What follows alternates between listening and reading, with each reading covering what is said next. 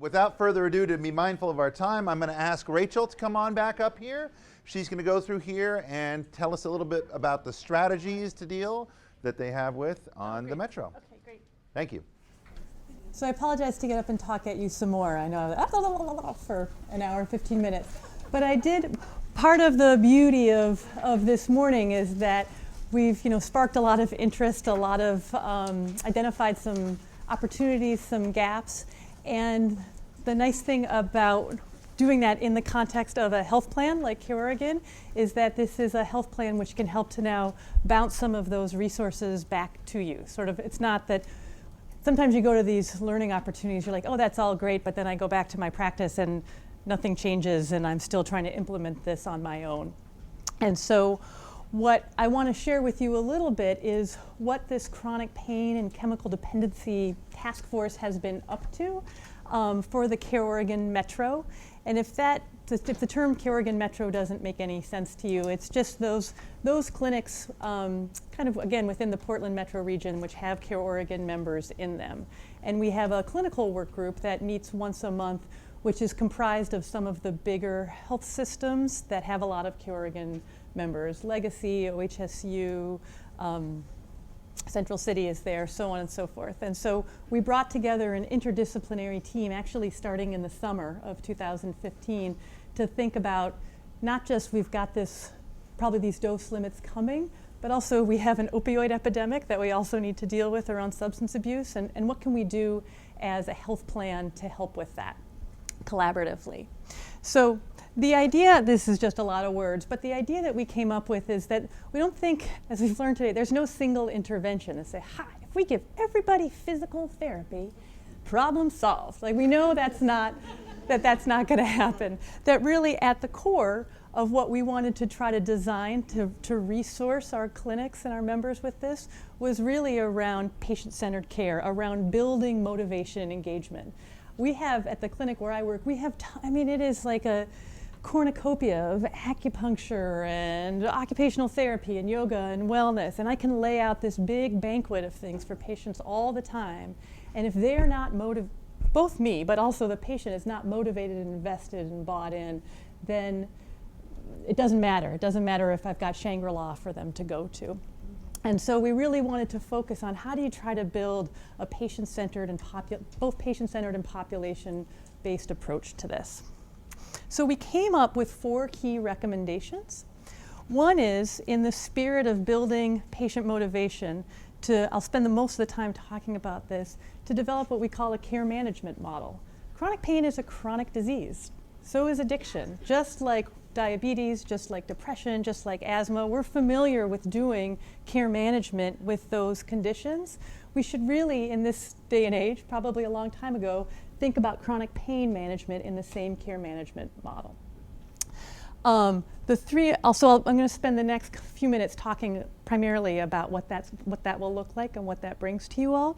But just so you know, the 3 other areas that we focused on, the second one was around expanding access to medication-assisted treatment, both buprenorphine and extended-release naltrexone or Vivitrol, to patients specifically with opioid use disorder.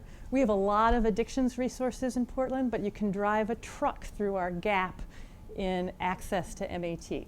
And there's a lot of work that the feds and locally have been done around that, and we wanted to try to create the medication benefit to support that. Expanding access to adjunctive or to supportive treatments for chronic pain, particularly acupuncture. And then doing a lot more continuing medical education. This is really the first of it here in the Portland area. The Southern Oregon group has done this for a long time, but trying to bring some more of that locally. And then also there's ongoing terrific continuing medical education down there as well. So like I said, I just want to tell you more in particular about this care management initiative, because I think in the primary care domain that would support you the most. Okay, so a lot of words. If you know me, I really think that all problems are solved by putting something in the shape of a triangle. Like, it just sort of helps me. And even if it doesn't fit, you're just like, oh, it's actually supposed to be pear-shaped. Or I'm like, I don't care, I'm going to put it in the shape of a triangle. And that's the way we traditionally think about stratifying or segmenting populations, right? There's a group of people who have chronic pain who need a certain kind of care management intervention. And so I'll talk a little bit about that. There are a group of people who are doing really well with their chronic pain and don't need a special intervention. They're on low doses of opioids or no opioids. Their function has markedly improved. They have jobs, they're with their families. You don't need to be calling and checking in with them as regularly. And then the other thing about risk stratification is there's usually a group of people whose needs exceed what we can provide in primary care, just for chronic pain, just like cardiology, right? There's a lot we can do for heart failure in primary care, but it gets to a point where you want a cardiologist. It's the same thing with chronic pain and addiction. There's a group of people for whom you've done everything you can and they still have terrible pain, or they have high-risk behaviors around their opioids, or they have really severe concurrent behavioral health conditions which make their chronic pain management hard. Those are people we want to not address in our chronic pain care management intervention. So basic risk stratification model, and kind of lumped in here in the middle is everybody else. And the way we've described this model is that it would be people whose, again, this is you can put anybody you want into your care management initiative, but CareOregon will give you information on your patients who are at 90 morphine equivalents or above. Again, the current goal is 120, but we'll move towards 90. And actually the number of people within the CareOregon Metro whose opioid dosages are above 120 is not that high. It's not thousands, it's a couple hundred. There's about 500 people whose morphine doses are above 90, like 460, 500 people. So again, you may want to expand that population. But that's kind of the target group. The other target group are people who are on any morphine dosage and a concurrent benzodiazepine, again, because the risk there is so high. So part of what I'm describing to you is a model, some of which we'll be able to provide. I'll tell you about the model, and then I'll tell you about what CareOregon can provide around that, just to make it a little clearer. So anyway, that's the target population, that 90 or above, or anybody on opioids or benzos concurrently. Knowing that our reporting around benzos is kind of hard because some of that is a carved out benefit to mental health, and so it might not show up in CareOregon claims data, but we'll do our best. And you can add anybody else you want into that care management. So the first thing that we tried to sort of phase it out. The phase one is just building the foundation to have a robust care management initiative in your clinic. And that's one, getting your list. Who are these patients? That's kind of half the battle, so that you can really do a population-based approach. And to build a registry, I don't know how possible this would be, but this is the ambition, which not only gives you the list, but kind of cues processes of care the way a good registry does. Says, is there a care plan? Yes, no. Are they due for a urine drug screen? Have they checked in with the behaviorist? That's how a helpful registry functions. Also, to provide all the providers in the clinic with a clinical toolbox, sort of what are using OPG pain guidance guidelines, other written materials, other care plans, other clinical guidelines that help you to effectively care for the population. But then the meat of this is doing more continuing medical education, and particularly learning collaboratives to be able to have more of these discussions to answer a lot of these questions that you have. So some of it might be more CME, like what we've talked about, medications, neurobiology. Some of it is more training for behaviorists, really specifically in acceptance and commitment therapy, in CBT for pain, CBT for insomnia. CBT for insomnia has better evidence for helping sleep than sedative hypnotics do. So upskilling our and no offense to behavior, maybe it's not maybe you already know this stuff, but it's there if you want it. As well as additional training for all staff and care members in a lot of the stuff that Nadejda and Melissa were just talking about. More learning opportunities around these difficult conversations around leading with values in talking to patients around pain. So we're hoping to extend this kind of learning out over the subsequent year. Once we sort of build that sort of basic sort of knowledge and tools foundation is then to move into really developing our care management capacity. Let's put these tools into action. Have a care manager who can hold a caseload of patients and help to be that sort of focal point, just like we've done with diabetes and depression. It's not, chronic pain isn't something where we just say, okay, great, PCP, have a tough conversation, make a care plan, behaviorist, you jump in here, and it all happens in isolation. We know this works best when we have an interdisciplinary team that has the opportunity to meet regularly, and that there's a care manager who really has dedicated time to work with patients on care plans, to be able to be the person on the phone when the person has a bad day, to help with that ongoing motivation and engagement. So it's not fragmented out among different team members. So that's sort of what that second phase is about, hopefully in the later part of the spring, earlier part of the summer. And then sort of at the bottom here, this deliver quality, which is really then implementing that care management team come, mid-2016 or so. So again, my first time describing it, so what I'll try to do is also just give you a quick sense of what the team might look like, and then I'm going to jump back to the prior slide for a second.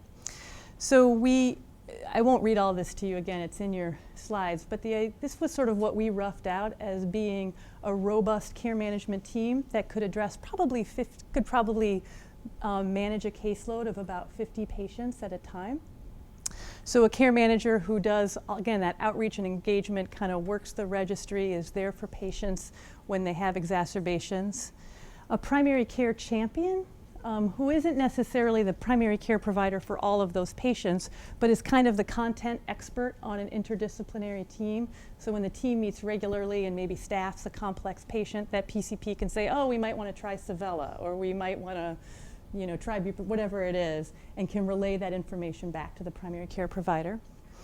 A behavioral health clinician on the team also, who again has these additional skills in CBT, ACT, dealing with the fear and anxiety around opioid tapers, as well as sort of interventions that help with treatment readiness. Sometimes people need to build that motivation and readiness before they're able to engage in primary or in something like physical therapy. And then a pharmacist on the team, because pharmacists are omniscient and all-powerful. I've learned I'm heavily reliant on our pharmacists. So somebody who can help provide consultation around medication conversions, interactions, new opportunities. So that's, again, probably not dissimilar from other care management teams you've built around other chronic diseases, and we're trying to model out the same thing around chronic pain. The other thing, though, that we want to make sure you all have access to is what we're calling the chronic pain neighborhood. What are all of the other things that we've talked about that we need to support patients with chronic pain that you might be able to integrate into your clinic, but if you can't, how can we help to get access to them? And these are areas where CareOregon is working to expand the benefit structure. So there's already been substantial expansion of physical therapy and occupational therapy benefit, substantial expansion of the acupuncture benefit, and we are working to try to sort of systematically go through some of these others. We actually voted as a clinical work group around what some of these other items we wanted CareOregon to prioritize, and people landed on some specialty pain, access to specialty pain clinics as a top priority, but a bunch of people wrote in access to gym memberships.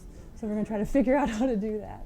So again, these are things that within your team you might not be able to have within your clinic, but that those barriers that we've had before of, well, yeah, I prescribe opiates because that's all that you cover, that we're trying to get away from that now and try to shift the benefits to a different place.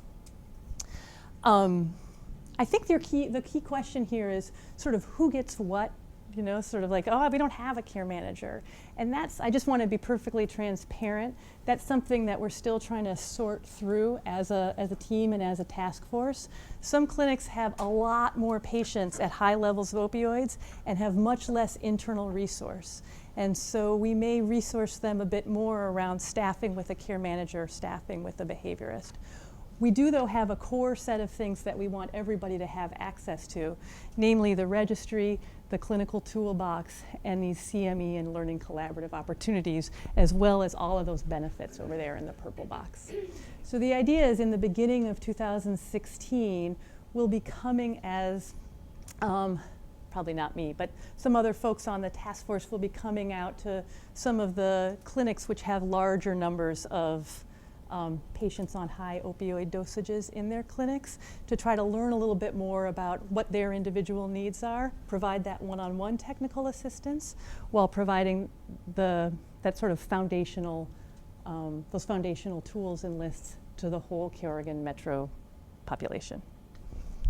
Sorry, I know that's a lot, and I'm happy to stay after later if there's more questions. So you're kind of the second people to hear about this. So if some providers back in your clinic are like, what? Your medical director's like, what?